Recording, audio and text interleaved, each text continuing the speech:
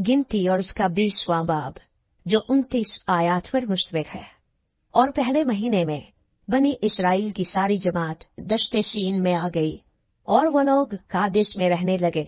और मरियम ने वहां वफात पाई और वहीं दफन हुई, और जमात के लोगों के लिए वहां पानी ना मिला। सो वो मूसा और हारून के बरखिलाफ इकट्ठे हुए, और लोग मूसा से झगड़ने और ये कहने लगे, हाय काश हम भी उसी वक्त मर जाते जब हमारे भाई खुदावंद के हुजूर मरे। तुम खुदावंद की जमात को इस दश्त में क्यों ले आए हो कि हम भी और हमारे जानवर भी यहाँ मरे? और तुमने क्यों हमको मिस्र से निकाल कर इस बुरी जगह पहुँचाया है? ये तो बोने की और अंजीरों और ताकों और अनारों की जगह नहीं है, बल्कि यहाँ तो पीने के लिए पानी तक मुयस्सर नहीं।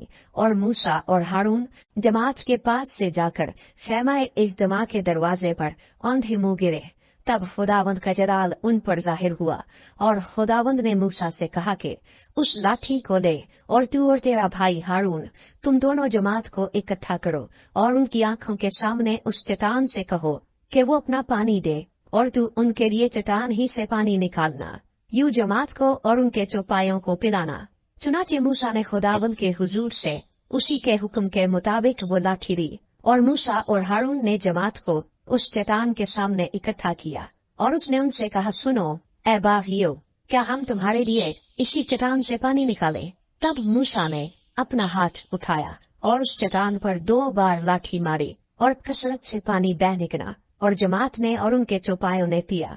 पर मूसा और हारून से खुदावंद ने कहा, चूंकि तुमने मेरा यकीन नहीं किया कि बनी इसराइल के सामने मेरी तकदीस करते, इसलिए तुम इस जमात को उस मुल्क में जो मैंने उनको दिया है नहीं पहुंचाने पाओगे। मरीबा का चश्मा यही है, क्योंकि बनी इसराइल ने खुदावंद से झगड़ा किया, और वो उनके दरमियान कुद्दूस साबित हुआ। और मूसा ने कादिश से अदूम के बादशाह के पास एलची रवाना किए, और कहला भेजा कि तेरा भाई इसराइल ये अर्ज करता है कि तू हमारी सब मुसीबतों से जो हम पर आई वाकिफ है, कि हमारे बाप दादा मिस्र में गए, और हम बहुत मुद्दत तक मिस्र में रहे, और मिस्रियों ने हमसे और हमारे बाप दादा से बुरा बर्ताव किया।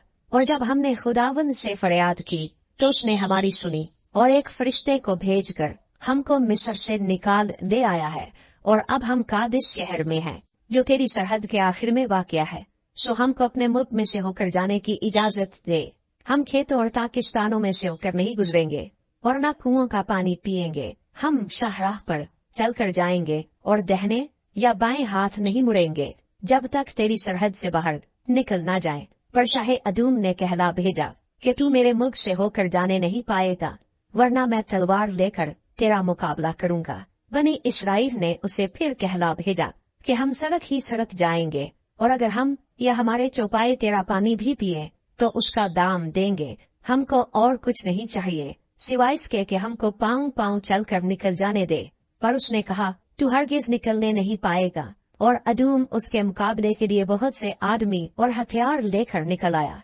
यूं अदूम ने इसराइल को अपनी हदूद से गुजरने का रास्ता देने से इनकार किया, इसलिए इसराइल उसकी तरफ से मुड़ गया। और बनी इसराइल की सारी जमात कादिश से रवाना होकर कोहे हूर पहुंची, और खुदावंद ने कोहे हूर पर जो अदूम की सरहद से मिला हुआ था मूसा और हारून से कहा, हारून अपने लोगों में जा मिलेगा, क्योंकि वो उस मुल्क में जो मैंने बनी इसराइल को दिया है जाने नहीं पाएगा, इसलिए कि मरीबा के चश्मे पर तुमने मेरे कलाम के खिलाफ अमल किया। सो तू हारून और उसके बेटे एलिएज़र को अपने साथ लेकर कोहे हूर के ऊपर आ जा, और हारून के लिबास को उतार कर उसके बेटे एलिएज़र को पहना देना, क्योंकि हारून वही वफात पाकर अपने लोगों में जा मिलेगा।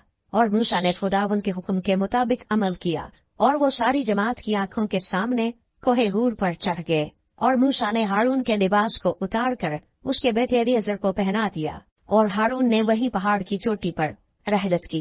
तब मूसा और एलिएज़र पहाड़ पर से उतर आए। जब जमात ने देखा कि हारून ने वफात पाई, तो इसराइल के सारे घराने के लोग हारून पर 30 दिन तक मातम करते रहे।